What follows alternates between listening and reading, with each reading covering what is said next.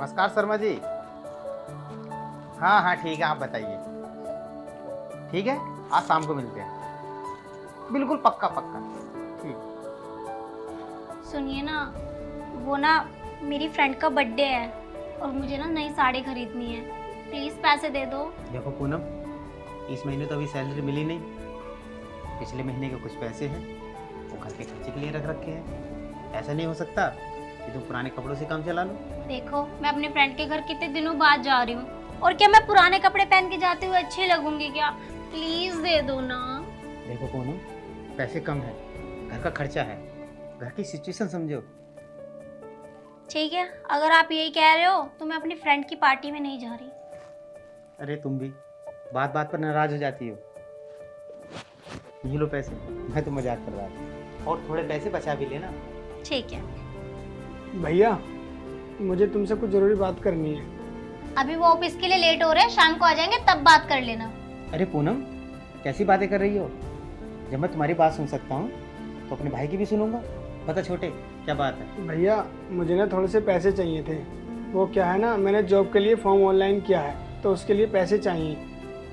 पैसों की वैसे ही तंगी चल रही है और तुम्हें पैसे चाहिए? पूनम, कैसी बातें कर रही हो? उसने नौकरी के लिए फॉर्म भरा है। ऐसा है, ये पैसे मुझे दो, थोड़े पैसे उसे देता हूँ और थोड़े पैसे तुम रख लो शॉपिंग के लिए। ये ले पैसे और अपनी फीस जमा कर देना। जब भी मुझे कुछ काम होता है इसे बीच में टांग जरूर अड़ानी होती है। अपने आप क्यों कुछ नहीं कर लेता? क्यों हमारे टुकड़ों में पल रहा है? कुछ कोई काम धंधा कर नहीं सकता? पढ़ाई भी हम ही करवाए, सब कुछ हम ही करें? पूनम, तुम ये कैसी बातें कर रही हो? जैसे तुम्हारी जिम्मेदारी मुझ पर है, ऐसी इसकी जिम्मेदारी भी मुझ पर है। मम्मी पापा मरते वक्त इसे मुझ पर सौंप कर गए थे। तो फिर ये कब तक हमारे टुकड़ों में पलता रहेगा? कब तक हम इसका ध्यान रखते रहेंगे? पूनम, थोड़ा कम बोला करो। मैं ऑफिस जा रहा हूँ, घर का ख्याल रखना।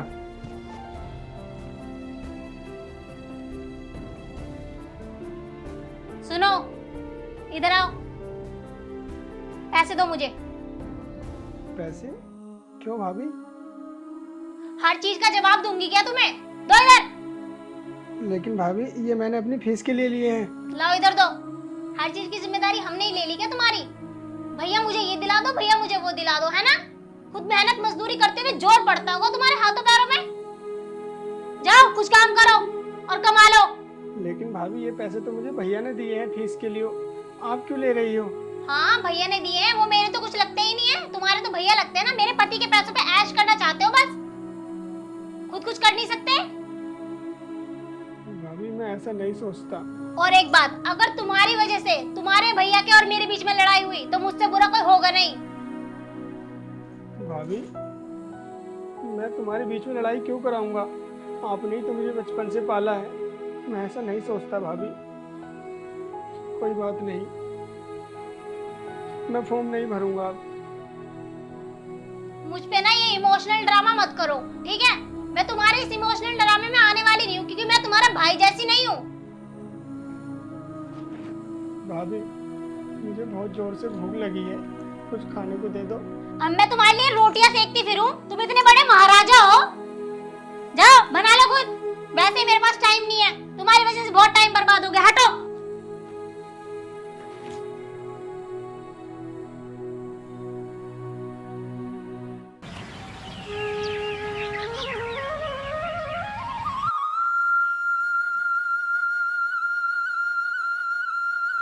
अरे राजेश, अरे जल्दी आ, लेट हो रहे हैं।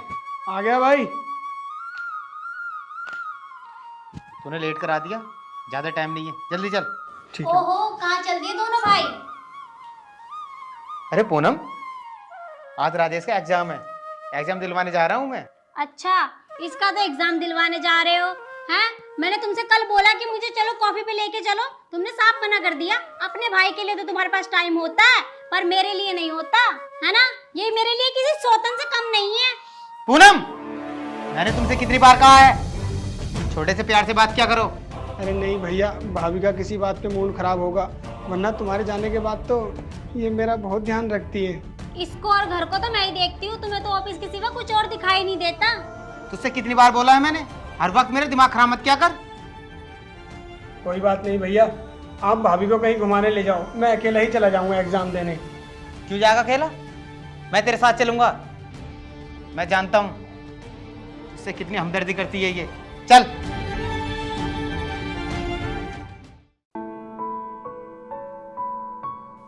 भाभी ये मेरी शर्ट है, मुझे सुबह कॉलेज जाना है, तो इस पे तुम प्रेस कर दो। हाँ मैं तो नौकर लग रही हूँ ना तुम्हारी, जो तुम्हें प्रेस कर दूं। हाथ टूट रहे हैं तुम्हारे खुद के, प्रेस नहीं हो सकती। भाभी मैंने तो सिर्फ आपसे प्रेस करने के लिए बोला था और आपने इतनी सारी बातें बोल दी। और भाभी ये तो आपको ही पता है कि मैंने कितने फॉर्म भर रखे हैं, अगर उसमें से एक भी फॉर्म पास हो गया तो मेरी नौकरी लग जाएगी, और जिस दिन मेरी नौकरी लग जाएगी तो मैं घर के खर्चे खुद उठाने लगूंगा। अच्छा तो तुम ये कहना चाहते हो जिस दिन तुम्हारी नौकरी लग जाएगी उस दिन हम तुम्हारे टुकड़ों में पलेंगे, है ना? अरे भाभी ऐसी बात नहीं है। बस बस, तुम्हारी बातों में तुम्हारे भैया आते होंगे, मैं नहीं। और हाँ, मेरे रूम में आने से पहले मुझसे पूछ लिया करो। अब जाओ यहाँ से, जाओ।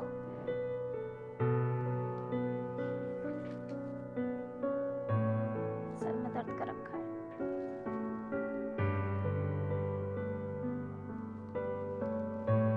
ओहो, नवाब ज्यादा आराम कर रहा है, वो भी पंखे के नीचे। आवाज नहीं सुनाई दे रही होगी। नवाब हो रहे हो ना बहुत, पंखे के नीचे सो रहे हो। वो भाभी मैंने रात बहुत टाइम तक पढ़ाई की थी और बाहर भी मच्छर लग रहे थे, तो मैं अंदर आके पंखे के नीचे सो गया। तुम्हें पता भी है बिजली का बिल कहाँ से दिया जाता है, और तुम्हें कैसे पता होगा? तुम तो खाते हो, आराम करते हो। भाभी तुम मुझे हर बात पे ताने क्यों मारती हो? आखिर मैं भी तो इस घर का सदस्य हूँ। सदस्य वाले तुमने ऐसे कोई काम नहीं करे। जाओ, बाहर मेरे कपड़े पड़े हुए हैं और तुम्हारे भैया के, जाके धो दो उन्हें। ठीक है भाभी।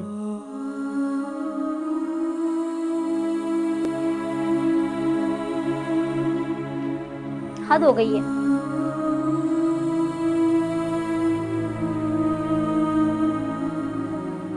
राजेश, सुनो, मेरे सर में आज बहुत तेज दर्द हो रहा है। बाकी कपड़े धुल गए हैं। हाँ। तुम एक काम करना, थोड़ा सा किचन में काम पड़ा हुआ है, उसे कर लेना और पूरे घर की सफाई कर देना, ठीक है? और मेरे रूम में कपड़े रखे हुए हैं तुम्हारे भैया के प्रेस होने के लिए, उन्हें प्रेस कर देना, ठीक है? क्योंकि मेरे सर में आज बहुत तेज दर्द है, तो इसलिए मुझसे कुछ काम नहीं होगा, ठीक है? और अपने भैया को मत बताना। जाओ, सुखा दो इन्हें छत पे ले जाके।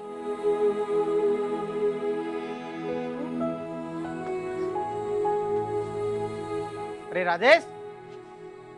हाँ भैया। ये बाल्टी में क्या है राजेश? ये तो कपड़े हैं भैया भाभी के। भाभी के कपड़े? हाँ भैया। और तू साफ कर रहा है? हाँ भैया, वो भाभी के सर में दर्द है ना, तो मैंने सोचा मैं ही धो देता हूँ कपड़े उनके। मैं जानता हूँ कैसा दर्द है उसके सर में। आ तू मेरे साथ आ।